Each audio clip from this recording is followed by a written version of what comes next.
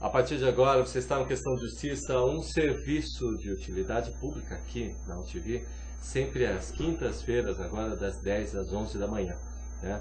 E que também é retransmitido pelo canal da ACESP, que são as redes comunitárias, os canais comunitários do Estado de São Paulo, e também pela TV aberta de São Paulo. E vocês têm acompanhado aí nesses últimos meses, vão continuar acompanhando, né, a apresentação do Dr. Leopoldo, e a minha está um pouco fora, né, Dr. Leopoldo? Porque a gente assumiu várias coisas, eu tive um tratamento médico e nesses 3 meses acho que está sendo bem conduzido, vai continuar sendo conduzido aqui o Questão de Justiça aqui não para de crescer, né?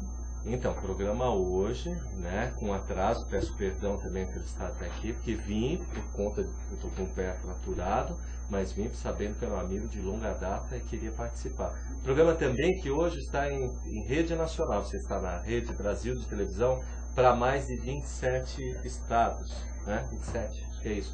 Na Rádio Record, todos os dias você também escuta a Questão de Justiça e segunda-feira ao vivo.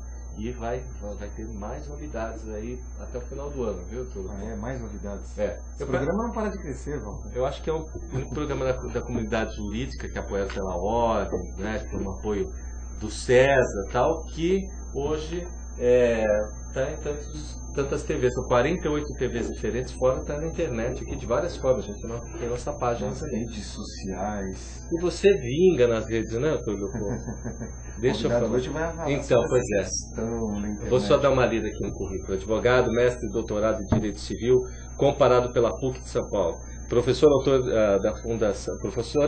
da Fundação Getúlio Vargas, né, coordenador da revista Direito Bancário e Mercado de Capitais, da Revista dos Tribunais, membro da comunidade de juristas de língua portuguesa, diretor tesoureiro da Fundação Núrcio e Miguel Reale, diretor de comunicação do Instituto dos Advogados de São Paulo. O IASP foi a primeira casa que eu participei, né, na época da comunicação, juntamente com o nosso batonier Rubens Aprobato Machado, né?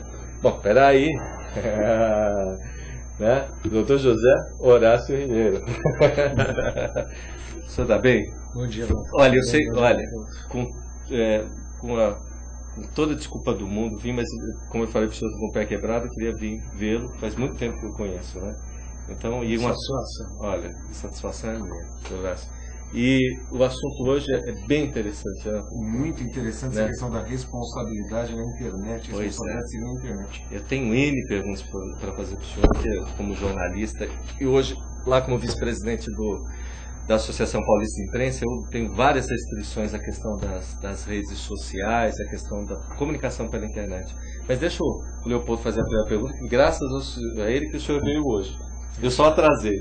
Doutor Horácio, na verdade vivemos um novo mundo, esse mundo pautado pela tecnologia, o país vivendo todas as transformações, e o cidadão hoje se depara com a internet à disposição, as redes sociais, que trazem uma exposição ao cidadão, uma exposição até que, ou seja, hoje através de um clique você acessa o mundo e você acessa informações.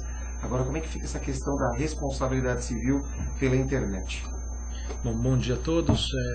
Primeiro ponto que a gente tem que ressaltar em relação a essa questão da responsabilidade é a necessidade ou não de uma legislação própria tratando da questão. Então, primeiro ponto é a gente separar a questão civil da questão penal. Então, hoje aqui nós nos deteremos um pouco mais, né, especialmente na questão civil. Existe um projeto de lei chamado Marco Civil Regulatório da Internet, que, segundo constam as notícias de imprensa, deve ser enviado para o Congresso Nacional na próxima semana. Houve um debate, até foi interessante que o debate desse marco regulatório foi todo pela internet. Foi a primeira vez que o Ministério da Justiça utilizou a própria internet para um debate amplo da sociedade. Esse projeto ele busca regulamentar o chamado direito digital? Na verdade, esses nomes que se dão à esse segmento, vamos dizer, do direito, né? Quer dizer, pode-se dizer que é o direito digital, mas na verdade você está só querendo regulamentar um exercício que se faz por um meio distinto hoje, que é o meio da internet, que é o meio digital, né? Então, existem basicamente duas correntes em relação a isso. Da total dispensabilidade de uma nova regra, porque no nosso ordenamento jurídico, Código Civil, com a defesa do consumidor, Constituição Federal especialmente, existem normas que protegem e dão os contornos para esses fatos e para esses atos. Ou a necessidade de uma legislação específica, como pretende o marco regulatório da internet. O lado bom e o lado ruim dessa situação. Não, principalmente no Brasil, que é um país que ainda está claramente em formação, a gente verifica isso, né? Em desenvolvimento, como se os sociólogos estipularam, né? A legislação ela acaba tendo um aspecto pedagógico. Então não é de todo ruim que você tenha, talvez, normas reafirmando direitos e garantias que a gente já pode tranquilamente extrair do nosso ordenamento de hoje.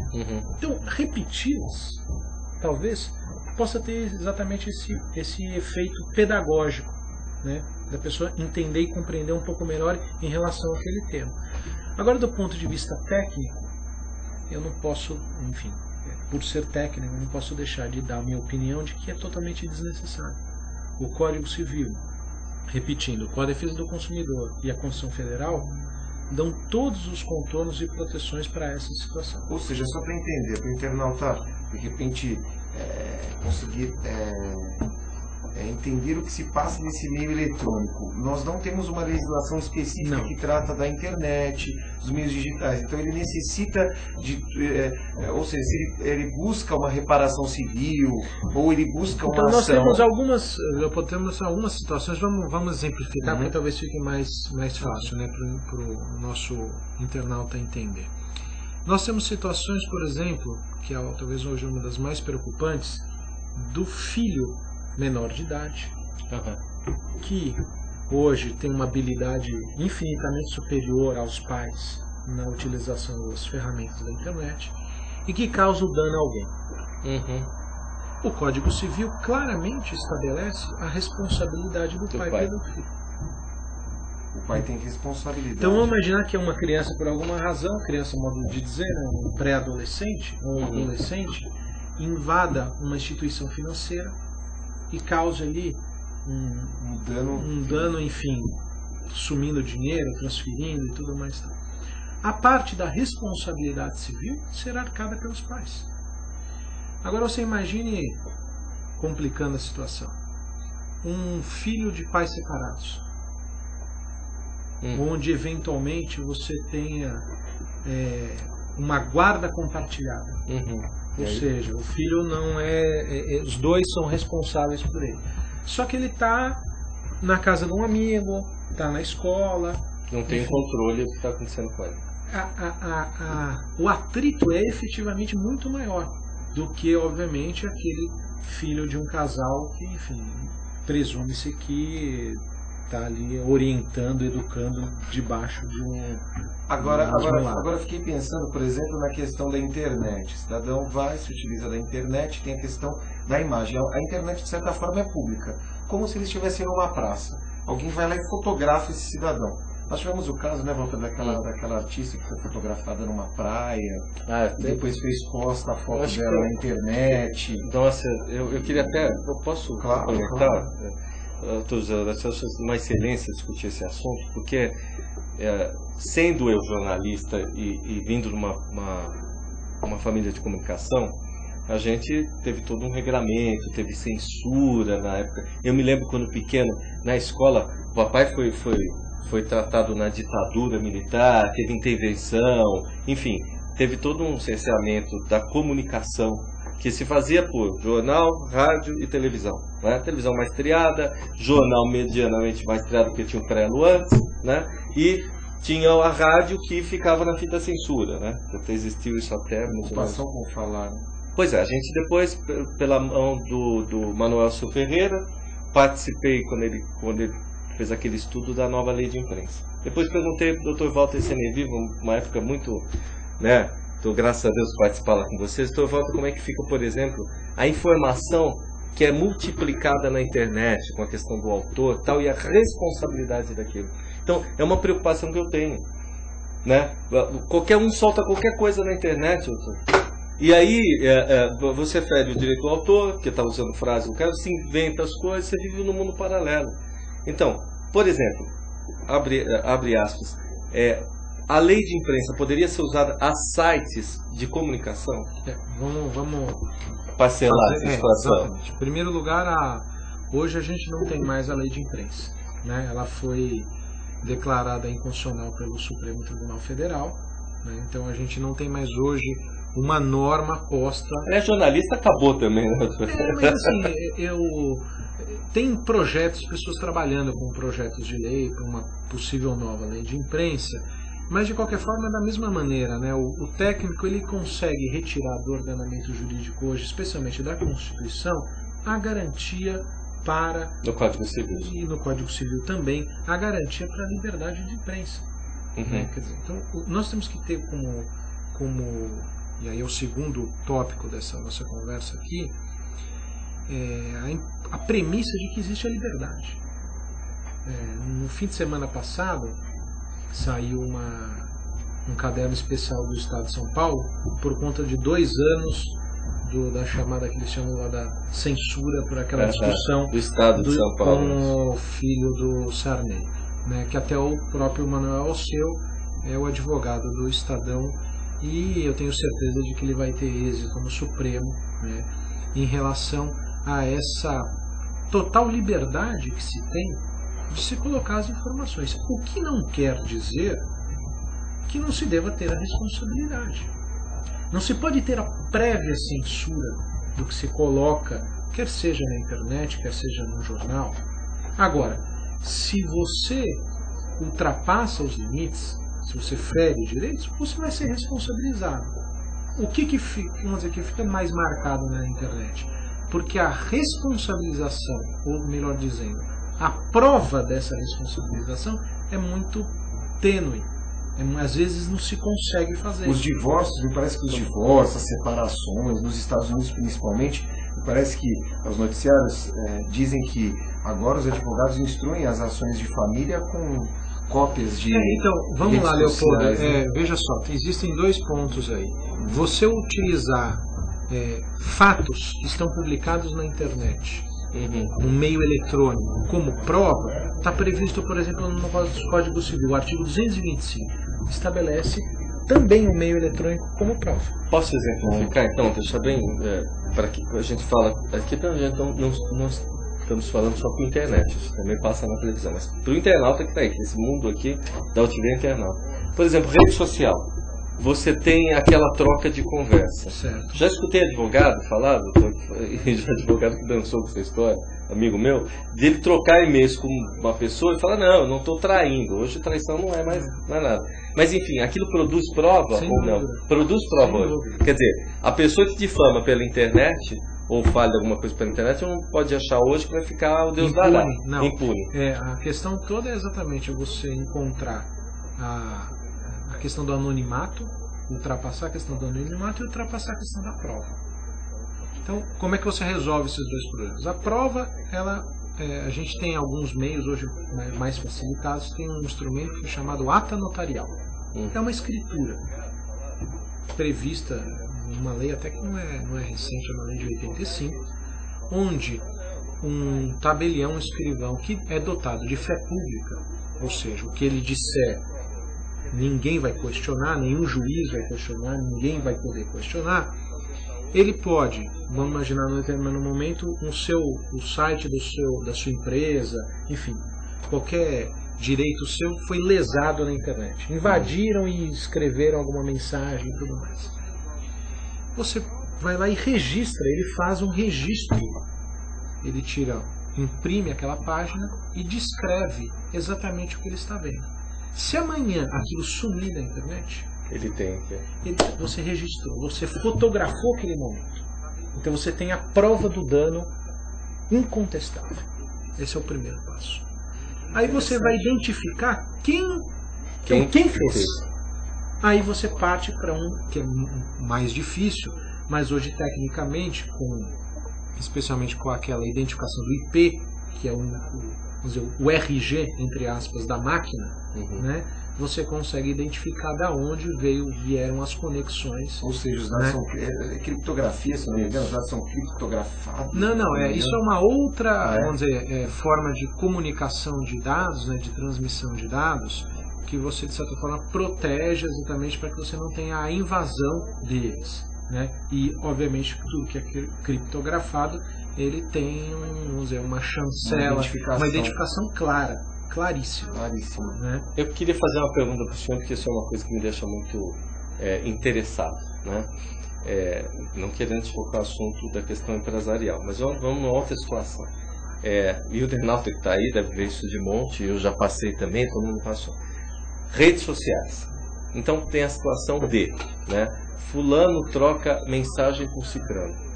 Primeira situação. Então, quer dizer, um cara casado, com uma moça casada, tem um relacionamento, tem um filho, não sei o quê, e começa a ter aquelas trocas de mensagem e tal, mas está na internet. Ponto. A maioria das pessoas acha que isso aí não importa em nada. Ah, imagina, isso não quer dizer nada.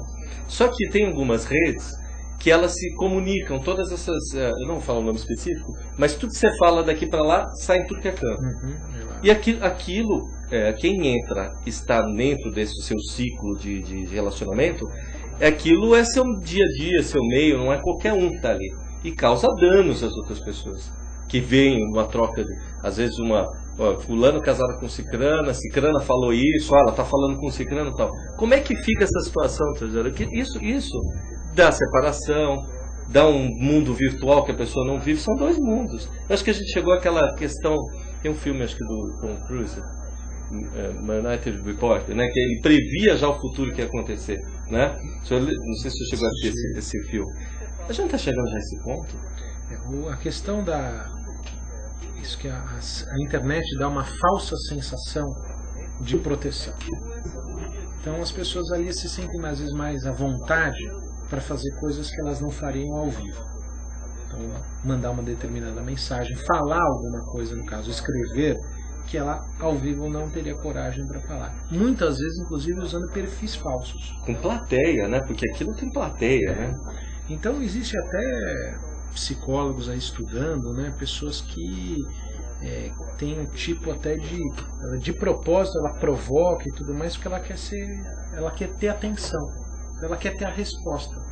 Então tem um tipo de dificuldade de se relacionar e encontrou a internet como um meio de se relacionar e para isso.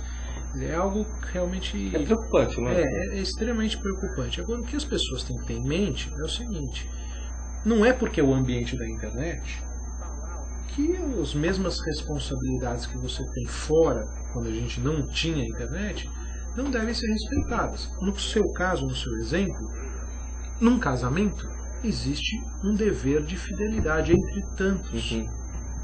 E se esse dever de fidelidade está sendo quebrado por uma mensagem, a responsabilidade é exatamente a mesma de que se você estivesse fazendo fora do ambiente da internet.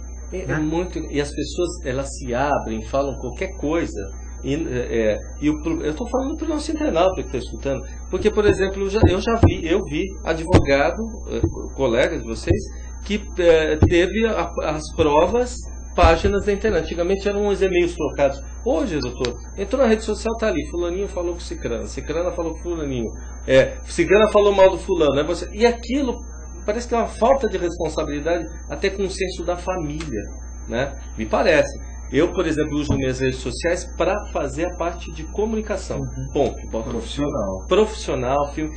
Botava até fotos. Até um dia que eu cheguei na Paulista, isso eu já contei com o internauta aqui, eu já fui sequestrado. Não sei se foi qual foi o motivo. Mas um dia onde o sujeito perguntou da minha filha, estava na Paulista estacionando o carro, eu vi o senhor, ele tinha visto pela internet um filme que eu fiquei assustado. Falei, corta tudo, parou. Né? É que assim, a utilização da rede social é muito interessante porque ela potencializa a comunicação. Então isso realmente é muito interessante o que ela proporciona. Mas eu tenho alguma dificuldade em relação a isso, né? tenho lá os meus registros, os meus perfis, mas até por conta da minha profissão. Resguardo. Porque eu represento uma série de pessoas. Quando um cliente contrata um advogado, Com certeza. ele passa a representar aquela pessoa. Então, o que ela imagina? Ela quer um profissional dedicado, competente, discreto. Se você se expõe... Essa é a preocupação então, das por exemplo, empresas hoje. para né? um advogado, a utilização das redes sociais é algo assim muito, assim, a não ser que sejam notícias profissionais, enfim, vamos dizer, das suas atividades profissionais, mas esse tipo de experiência pessoal é algo que Tem que ser guardado. Acho que o próprio advogado hoje não contrataria uma estagiária, por exemplo, um estagiário que tivesse uma conduta, né, no meio social que fosse disforme, aquele padrão, não que acho que saindo do lado do profissional, acho que cada cidadão é livre para fazer o que Mas ele olha entende. só, doutor. Mas existe um certo regramento meio moderado aí, né? Existe também uma situação de grandes empresas internacionais. A primeira coisa, fulano quer ser contratado, BUP, vamos na rede social. Primeira coisa. Então, mas essa minha visão que eu estou dando em relação à profissão do advogado, ela é a exceção. Eu reconheço que ela é a exceção da própria utilização, e como é interessante para os jovens, é extremamente interessante porque você compartilha experiências, compartilha gostos, né? Recebe informações. O internauta está perguntando o seguinte: no caso de uma lan house, por exemplo, existe como identificar aquele que se utiliza na lan house? Então, no estado de São Paulo existe uma lei que obriga todo aquele que utiliza a lan house a se identificar com, e se for menor, ter autorização dos Se pais. houver identificação, o responsável é a lan house, no caso. Ela vai ser responsabilizada nessa, mas assim, até onde eu tenho conhecimento, todos têm respeitado essa legislação, porque sabe que vai recair a responsabilidade neles se eles não tiverem ali os documentos dos que estão utilizando os computadores. Por exemplo, outro dia, doutor, eu estava num órgão público e chegou uma denúncia anônima pela internet. Quer dizer, aí se respeitar que a denúncia está tramitando lá uma verificação interna, enfim, não vou falar aqui qual é o local, né? Com a pessoa que estava até contando para a gente, fica assim, quer dizer, vale por um lado, entrou uma denúncia anônima, vai lá, vão averiguar se o funcionário X tem problema mesmo, mas e o outro lado, da veracidade daquilo? Ninguém está se preocupando, e a pessoa sai quase impune, né? Porque assim, aí a gente tem um lado interessante neste seu exemplo, que é o fato de ser um órgão público. Quando você tem uma coisa pública em jogo, a notícia do fato, ela é, independente da maneira como ela venha, ela já é suficiente para que você faça a investigação. Por quê? Porque você pode estar prejudicando a coletividade numa omissão de não verificar se aquela informação está correta. É a tal da prevaricação, é isso? Então, assim, na verdade, você tem uma situação distinta quando você está entre particulares. Quando você está com um órgão público, você é obrigado a zelar pela moralidade pública, pelo melhor uso da coisa pública. Então você vai investigar. Agora, doutor José, eu fico pensando o seguinte: o telespectador, de repente, ele encontra uma situação, especificamente falando, uma situação que merece uma reparação civil, ou ele encontra uma situação delicada, ou disposição. O que ele deve fazer? Muito bem. O ponto é, exatamente, primeiro é a prova do dano. Então existe um artigo no Código Civil. Esse Código Civil que nós temos hoje é um Código Civil que foi aprovado em 2002, né? Entrou em vigor em 2003, aí então já se vão aí 8 anos, né, que nós temos um código, que foi um trabalho monumental feito pela professor Miguel Reale. Foram, enfim, anos de uma comissão de juristas e longos anos de discussão no Congresso Nacional, e que ele trouxe, vamos dizer, a mais moderna, mais atual doutrina a respeito do direito civil. E na parte da responsabilidade tem um artigo, que é o artigo 944, que fala o seguinte: o dano mede-se pela sua extensão. Nossa, então se falar internet é o mundo todo. Então você Como pavimentar o negócio? Mas é exatamente isso. Você tem que fazer a prova a prova do seu dano e aí você faz depois a prova da extensão dele. Então é evidente que ao utilizar a internet a gente tem essa potencialização da extensão do dano. Né? Então esse é o primeiro passo para uma questão da responsabilização, você ter a prova do dano. E depois, no segundo momento, você identificar quem foi que te lesou. Agora ele vai onde? Ele vai na delegacia? Não, veja, aí depende do fato. Né? Se eu estou buscando uma indenização por dano moral, porque eventualmente eu fui difamado, eu tenho um aspecto penal. Sim. Então não é porque foi pela internet que você não tem o tipo penal no Código Penal para a responsabilização criminal. Você tem a responsabilização. E a par da responsabilização criminal, porque isso é muito, muito importante, são instâncias totalmente distintas. Você pode ter a condenação criminal e dela gera um título para você já executar aquela reparação nociva, mas você pode muito bem, como se faz, se trata de formas distintas as duas instâncias. Então você pode tanto ir a uma delegacia e dar início à questão criminal, como você pode muito bem ter a prova daquilo, procura um advogado e ajuiza uma ação de indenização por danos morais em relação àquele ponto, aquele específico. Mas, mais uma vez, prova do dano.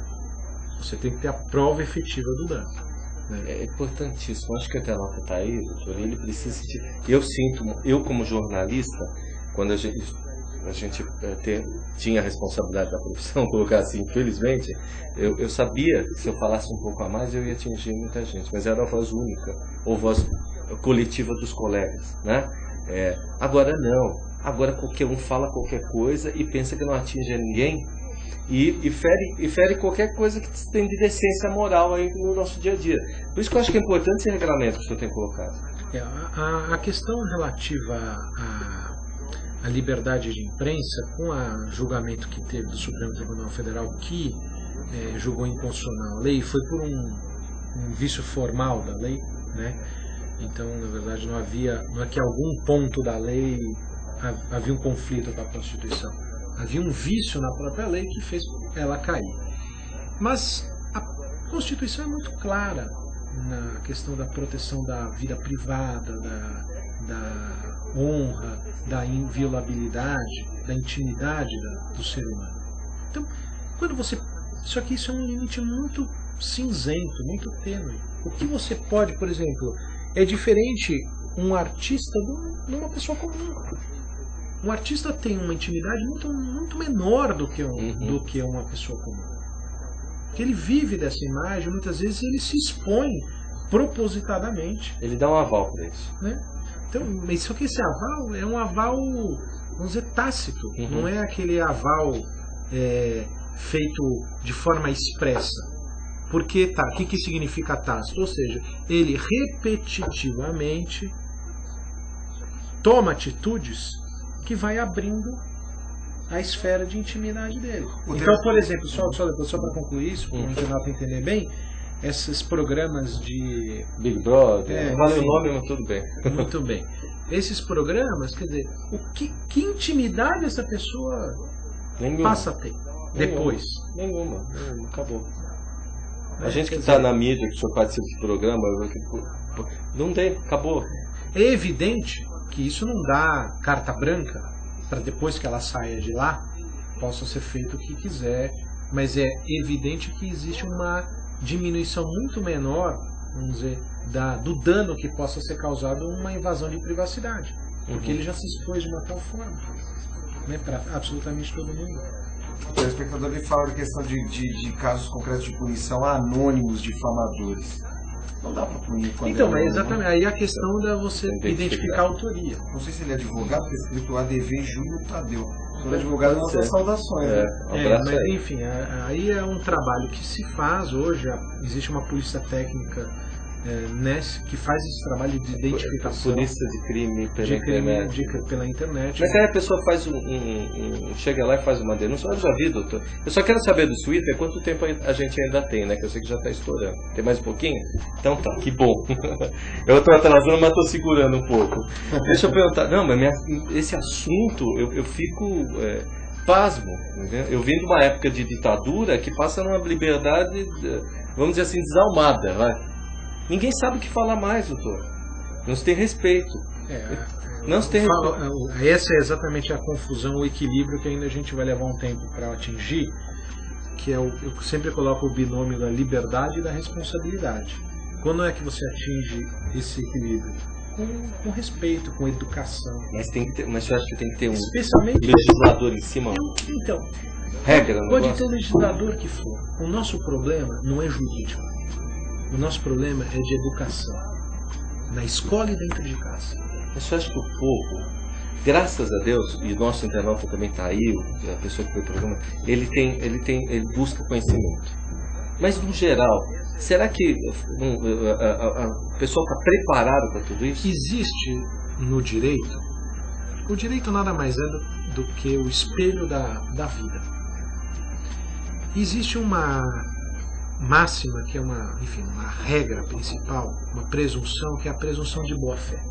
Você nunca pode presumir que as pessoas estão de má-fé, que querem prejudicar. E a gente vive desta maneira. E dentro dos casos, a gente também nunca pode partir da premissa que a pessoa quer prejudicar. E sendo assim, que as pessoas estão de boa fé, muitas vezes falta a informação. Às vezes a pessoa está fazendo errado porque ela não foi educada corretamente, porque ela não tem aquela consciência que o outro tem, que pode até achar tão óbvio, mas não é óbvio para um determinado grupo de pessoas. Uhum. Então, um trabalho muito mais efetivo seriam programas sociais. As escolas particulares hoje têm feito muitos programas de conscientização. A conscientização dos pais, porque às vezes deixam o filho no computador e não faz ideia do que o filho está fazendo no computador. As diferenças sociais, né, doutor? Posso dar um exemplo agora? Claro, a gente até pontua esse caso infeliz que a gente está vendo na mídia direto, que é a questão do jogador de futebol da Portuguesa, esqueci o nome dele, e da moça de 15 anos. Onde eles se conheceram? E também tem outro advogado que também assassinou agora, soube de manhã, a ex-mulher que conheceu o cara pela internet em Portugal. Conclusão, todos se conheceram pela internet, o casalzinho novo e esse. Quer dizer, naturalmente, será que esse povo ia se conhecer se cruzando na rua? Essa é a minha pergunta. Então, assim, como o Leopoldo quando começou, destacando esse mundo novo que a gente passa a viver com essa possibilidade, a gente antes tinha as nossas conexões eram conexões assim muito próximas, né? Uhum. Eram conexões laterais e essas conexões aprofundavam. Então, quando você tinha um filho, quando tinha um neto, então você tinha os fulano amigos, apresenta cicrana, era uma coisa extremamente restrita. Com isso, mudou o conceito, é um conceito realmente de rede. Então, você tem um amigo que tem um amigo que tem outro amigo, você já está no Japão, você já deu a volta no mundo, você tem conexões múltiplas.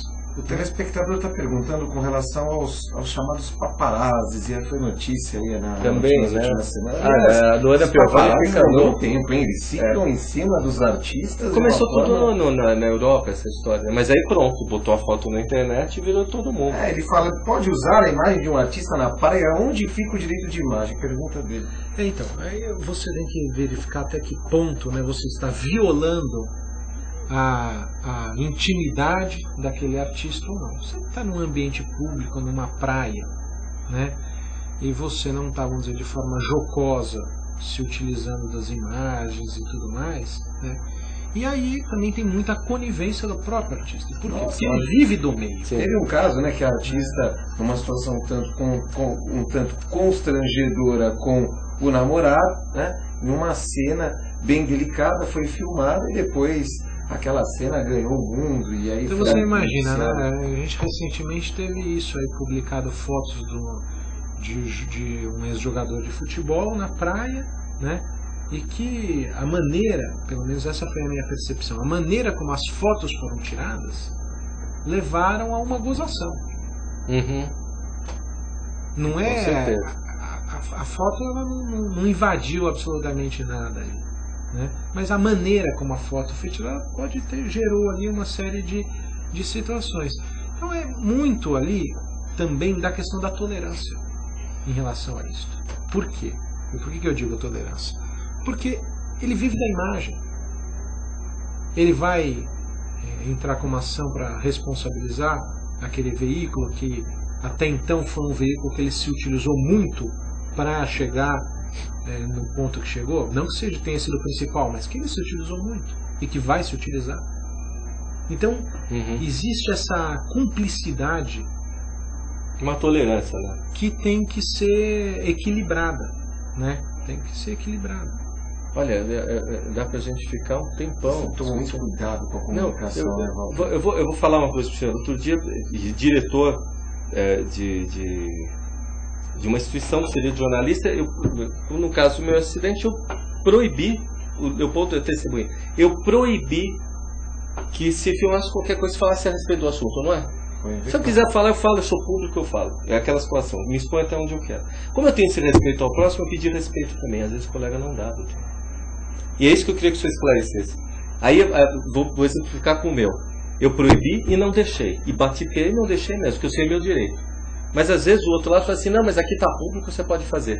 Pode ou não pode? Não, o fato de ser um ambiente público não autoriza por si só que seja feito qualquer coisa. Às vezes é uma situação tão delicada que causa um sentimento. Mas o sujeito foi tirar foto do meu pé, por exemplo. Prejudica a família. Você gravou comigo na Rede Brasil, eu com o pezão pra cima, o pé quebrado. Tive que explicar, né? A foto do teu pé lá, hein? Você é um dos responsáveis.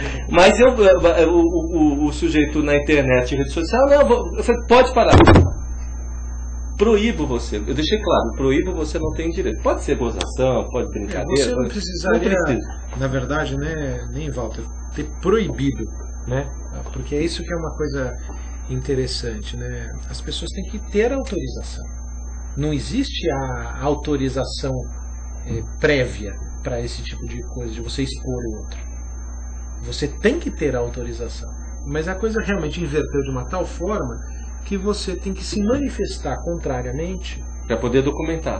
Não só por isso, mas também para tentar evitar que a lesão aconteça, que seja o fato aconteça, que seja mostrada a imagem, mostrada a foto, enfim, seja feito aquilo. Doutor, essa criançada, não digo criançada, porque se for criança é menor de idade, mas eu digo, o adolescente está na chamada balada, entre aspas, balada, assim que os adolescentes chamam. E aí é fotografado, e aquela imagem vai para a internet, e todo mundo tem acesso, enfim. Ele não está na rua, no ambiente público, mas ele está no ambiente restrito, que é a casa no aqui. Posso exemplificar aquele mocinho? Não, continua. Aquela menina que teve uma relação sexual com o menino, e o menino botou na internet, doutor. Aquilo...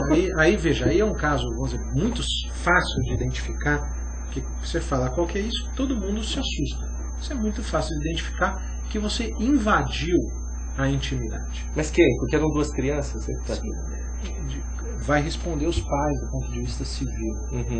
Mas o fato é que, mesmo que não fossem menores, você mesmo tendo um relacionamento consentido, foi consentido de maneira íntima, não para você pegar uma foto e mostrar. Então a lesão aí é evidente. E a dificuldade nesses casos todos é exatamente isso. Como não existe, o internauta tem que entender, e nunca vai existir, não dá para imaginar que ele tem uma fórmula, dizendo assim, se tá na praia, não sei o que, é artista, pode isso, pode aquilo. Cada situação... Não vai, porque é muito do momento. Aliás, cada vez mais, a vida, ela tem que se demonstrar, ainda mais a internet que possibilita isso, você tem... assistido, vivenciado emoções, vivenciado rotinas do cotidiano. A gente viaja e você vai para lugares e você vê as coisas, vê as pessoas, vê os comportamentos, coisas inusitadas acontecendo, um acidente, uma alegria, enfim, de tudo. Isso tudo compõe sentimentos e vai fazendo com que a gente tenha um amadurecimento e um outro olhar para as coisas. Então, a internet possibilitou que a gente possa ter isso sem sair da frente do computador. Não com toda a dimensão, porque a gente está vendo aqui, tem fotos aqui, né, de monumentos. Ali, por exemplo, nós temos a Torre Eiffel, e a gente tem vídeos que mostram a Torre Eiffel inteira. Não é a mesma coisa que você ir lá, mas é muito mais do que antigamente, quando você nem sabia como exatamente era, né? Então, o internauta tem que entender que é uma utopia, e seria péssimo para todo mundo que a gente vivesse num mundo que as coisas fossem assim, regradinhas, como se fosse um comando de computador. A gente tem que entender o princípio exatamente daquele da liberdade e da responsabilidade. Né? Então, voltando naquele primeiro exemplo lá da festa, numa boate. Né? Tá lá na balada e tudo mais, tirou a foto. Se você está num momento ali de alegria com todos os amigos e tudo mais tal, e tirou uma foto sua, e você não tá se expondo ali, vamos dizer, não está numa situação de vexatória, que está te causando nenhum tipo de dano, por isso que sempre é importante... Agora doutor, e se de repente aquela situação não é vexatória, mas aquele cidadão que está ali, de repente, ele sai na foto, sem saber que saiu, e existe ali uma situação de um possível... Mas seria possível, porque o cara tirou a traição. Foto, ele tirou a foto... mas aí veja, você está querendo justificar uma coisa pela outra, né?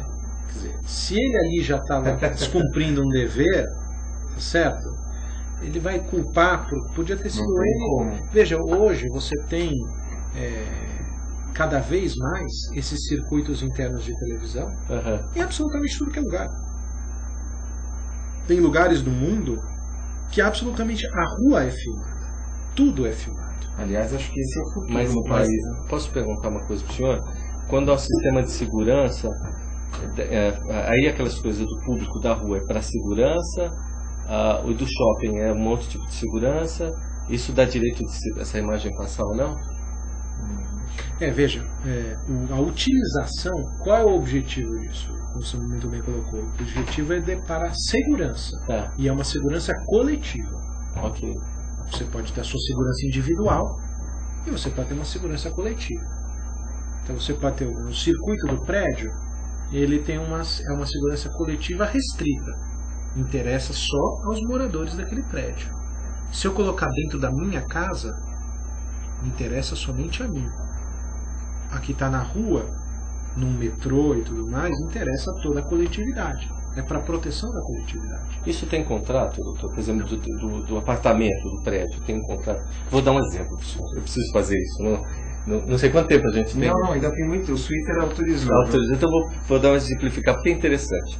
Por exemplo, tem um circuito interno dentro do elevador e fulano de tal no prédio. Vou dar duas situações para o senhor. Eu sei que é ruim fazer isso, mas vou fazer. Se viu que tem um dano ao bem material, um carro, por exemplo. O vizinho desgosta de vizinho, vai lá e bufe no carro. O que acontece? Um monte.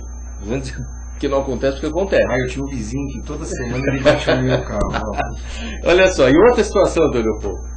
O sujeito tem uma relação essa conjugal. Fulano mora no 15º ou 14º, fulano mora no 13º, e só ser relatado no elevador. Aquilo é prova do quê? Alguém pode entregar aquilo? Se, por exemplo, a mulher do cara chegar lá e falar assim, eu quero saber, eu acho que meu marido está acontecendo isso, eu como sou morador aqui, eu vou pedir que o senhor me ceda as imagens do elevador. Pode acontecer isso? Sem dúvida. Nossa, pai. Quer dizer, pode entregar? Teve o caso na região leste, lá no Tatuapé, lá daquele estabelecimento lá do Mavá, que inclusive foi notícia, eu estou falando que a notícia é o que foi noticiado hoje. Diz que o dono do estabelecimento vai entregar a fita das imagens, né, da casa noturna, em razão daquele caso, que então, o casal foi até a residência. Hoje passou um cidadão dentro do elevador lá, desesperado. Coisas distintas. Uma investigação policial, como está no seu exemplo, tem uma requisição feita pelo delegado. Agora, e se não tem requisição e alguém entrega? Vou chegar lá. Ou uma requisição pelo juiz. Não se discute. Você vai cumprir, você vai colaborar. No caso do Walter, você está num prédio. A segurança que foi instalada e a manutenção dela, quem que paga? O morador. Todos. E tem uma convenção para o uso daquele trabalho. O pessoal não entende, mas tem a convenção, você autoriza. Se eu sou vizinho, não faço parte daquela coletividade, não tenho obrigação nenhuma de eu fornecer. Se eu sou um estranho, não tenho obrigação nenhuma, porque aquilo pertence àquela coletividade. Entendi. E o síndico vai responder se ele ultrapassar esses limites. Agora, mais uma vez, é como, mal comparando com a denúncia anônima. Porque uma coisa é o fato e outra coisa é o outro fato de você ter fornecido sem autorização. Então, o fato que gera, por exemplo, que prova uma infidelidade, uma traição, ele vai ter as suas consequências. E o fato de você ter entregue isto sem autorização gera um outro tipo de responsabilidade. A Polícia Civil de São Paulo vem se utilizando. É claro que acho que o país precisa de uma modernidade maior, de maiores investimentos em tecnologia, em câmeras, mas a Polícia Civil de São Paulo, aliás, com aplausos, vem investigando diversos crimes, se utilizando das imagens que o próprio morador entrega lá. O morador entrega a cópia do circuito fechado, e com a cópia desse circuito fechado se identificou o autor do crime. Ou bem, você está colaborando com uma investigação policial. Não tem problema nenhum. Agora isso vai para a internet, isso é divulgado. Veja, quem pôs na internet? Aí vem... Quem pôs na internet. Certo? Aí as coisas começam realmente, né? Até há pouco estava, antes de começar, estava exatamente passando aí o desdobramento desse negócio da moça, do rapaz, do jogador de futebol. E aí uma determinada emissora, eu obtive, todas obtêm de forma exclusiva isso ou aquilo e tudo mais tal. Quer dizer, é algo que pode levar, evidentemente, a uma responsabilização. Só que o que está aí por trás, que é o maior, o mais importante, é descobrir o que de fato aconteceu. Quem foi o responsável, se houve ali um suicídio ou se houve um crime. Elizabeth Sato, bem empoderada, né? Muito bem, então vai identificar e tudo mais. Depois que você tiver, vamos dizer, vamos imaginar que não tenha tido, foi um suicídio, se a pessoa se sentir lesada pela exposição, pela maneira que foi tratada, ela vai ter direito à reparação, né? Então, assim, um outro caso bastante interessante foi do Strauss-Kahn, que na França existe uma lei que proíbe que os periódicos noticiem enquanto não houver a condenação. Sei. Então você tem uma censura prévia instituída por lei, né? E ele disse que processaria todos os jornais. O que o senhor acha disso? Assim, mais uma vez, a liberdade é plena. Você não pode censurar. Porque se não fosse também a investigação do jornalismo, você não teria a exposição, por exemplo, do Watergate, que é o prédio, que é a questão do aliás, eu quero palpitar nesse caso. Então, mas de qualquer forma, vamos dizer, a gente sabe que a gente nunca pode raciocinar pelo erro, pela patologia, né? Então, tem excessos? Óbvio que tem excessos. Mas é exatamente nos excessos que você tem que haver a responsabilização. E não porque uma vez, ou duas, ou 10 vezes, em milhares de notícias, houve excesso, que você vai proibir que que seja divulgada a informação. Eu posso dar um exemplo antes de chegar a essa coisa? Eu não vou deixar, eu tenho que citar porque a questão dos Estados Unidos, às vezes, o brasileiro confunde um pouco e vai pela onda, eu acho. Acho que, infelizmente, o nosso país tem essa coisa de muito ir pela onda de tudo. E quando a internet disseminou isso, fica mais pela onda no mundo todo. Mas, por exemplo, eu trabalhei nos Estados Unidos. Trabalhei na Bloomberg, né? Na Bloomberg, trabalhei na Voz da América e fiz um estágio no Washington Post, né? E quando a gente vai, como jornalista lá, né, repórter e tal, né, você vai fazer alguma coisa, eles fazem a gente assinar um termo de que aquela informação não tem só ter informante, que eu vou me responsabilizar por aquilo que eu estou escrevendo, eu estou informando, até internamente. Aqui, doutor, não tem nada disso, é isso que me espanta. Por isso que às vezes fico revoltado. Porque aí, veja, na verdade, você tem uma situação muito clara, né, que quem se sente lesado, por exemplo, por uma notícia de jornal, ele pode até, e caberia você ajuizar a ação também contra o jornalista. Mas aí é o problema econômico. Quem vai ter patrimônio para pagar? Vai ser o jornal ou o jornalista? Que é aquela coisa da lei de imprensa. Falando em patrimônio, eu queria dar uma pimentada. Telespectador divulga um site, eu não quero mencionar qual é o site. Não vamos divulgar. Mas ele diz o seguinte, que nesse site é um site de informações que traz uma série de informações imobiliárias, já que o Walter comentou sobre a questão dos prédios. Muito importante hoje, que ele falou, muito importante. E ele mostra a fachada do prédio, mostra quanto vale esse apartamento E plantas. e a própria planta do estabelecimento. E aquele morador, muitas vezes, mora naquele edifício e, de repente, mora na cobertura, vai. E aí, olha, a cobertura vale 4, 5 milhões de reais. Ele se sente constrangido até... Sim, mas ele Ele é um morador. consentiu, ele é um outro morador. É só a fachada do prédio. E ele é um dos Acho que moradores o lá. doutor quis colocar assim, vamos falar como repórter, Tá. então. Posso colocar? Vamos. Eu vejo o prédio, acho o endereço, sei que tem 3 coberturas que eu tenho a planta, olho na telefônica, acho o nome do cara. Pronto. Isso concorda? É um alvo. É um alvo. Eventual Então, mas alvo. se você já está, entendi, mas se você já está, por exemplo, o seu nome Na telefone. no guia de assinantes, né, você já expôs Já ali publicamente. Você pode ser identificado. Isso aí, na verdade, é só um outro caminho Pra achar- para você identificar. Né? Quer dizer, o que eu acho que aí haveria um excesso se você num determinado prédio ninguém autorizou nenhum tipo de comercialização lá, quer seja locação, quer seja venda, não está autorizado e está sendo divulgado lá um determinado imóvel que não tem ninguém vendendo nem locando, há um excesso evidente. Mas se um morador ali colocou a venda, colocou, Uma linha tão tênue, né? Eu acho que não dá mais tempo. Eu vou te perguntar para o senhor italiano quanto tempo tem, mas essa eu quero perguntar para o senhor. Tá tranquilo. Tribunal, então tá ótimo que a entrevista deve estar dando, né? Obrigado, mas é um assunto interessante. Doutor, também não quero tomar muito do seu tempo, se o senhor vai se ocupar.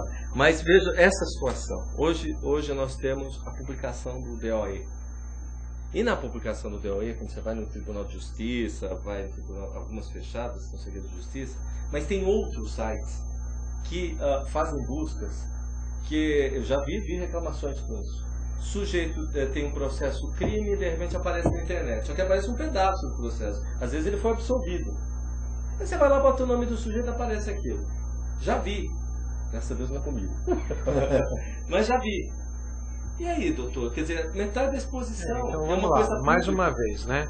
Se o processo ele está tramitando com segredo de justiça, Aí já não que é uma exceção, tá certo? A regra, que a regra é que o processo é público. Se ele está tramitando com segredo de justiça, ele não pode aparecer, a não ser aqueles que têm um cadastro, que hoje a justiça está funcionando assim, pela internet. Você tem uma senha e aí você tem acesso a todas as informações pela internet. E esses sites que passam pedaços do processo? Se passar esse pedaço, ele está lesando, é evidente isso.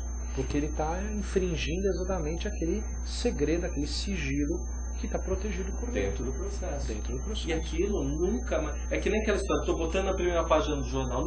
Às vezes a pessoa não tem o conhecimento, ou quando tem, vai avaliar se realmente aquilo, quanto de dano causou em relação a ela. Quer dizer, tem aí uma série de variáveis e de dificuldades que, infelizmente, tornam o ambiente da internet muito impune. Eu vou contar para o senhor, porque para que ficar mal explicado, assim, essa pessoa foi vítima de fraude, né? O nome dela foi envolvido numa outra empresa, abriu-se contas e tal, depois entrou no inquérito policial, processo, crime, não sei o quê. Ela só foi descobrir no final essa história. Quando apareceu que o nome dela estava no meio do negócio. Como que ela descobriu isso? Foi feita uma pesquisa em banco, nome dela, para abertura de uma conta, nem foi CPF, porque o CPF estava limpinho, e apareceu o nome da pessoa. Entende? Aí fica uma situação horrível para a pessoa. Até na época ela veio fazer, eu quero botar isso na mídia, então o empresário falou, acho que vai perpetuar o seu dano. O negócio é você ir atrás do advogado. Enfim, a gente teve alguns casos, né, mas acho que o caminho aí é um pouco diverso, né?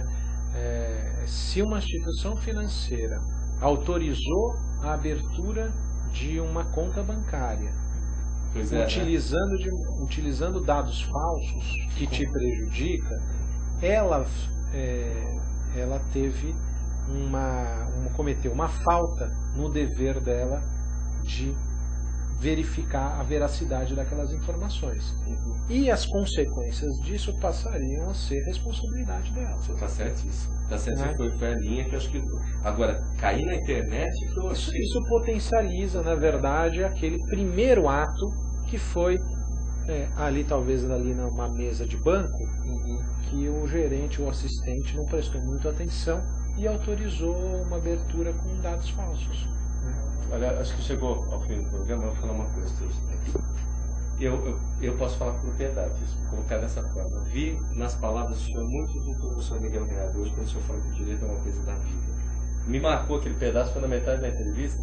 Aí daí, a sua entrada no instituto, então eu fico honrado de ter uma pessoa, conhecer uma pessoa assim, com esse padrão de consciência do que é o jurídico. Fiquei contente mesmo. Né?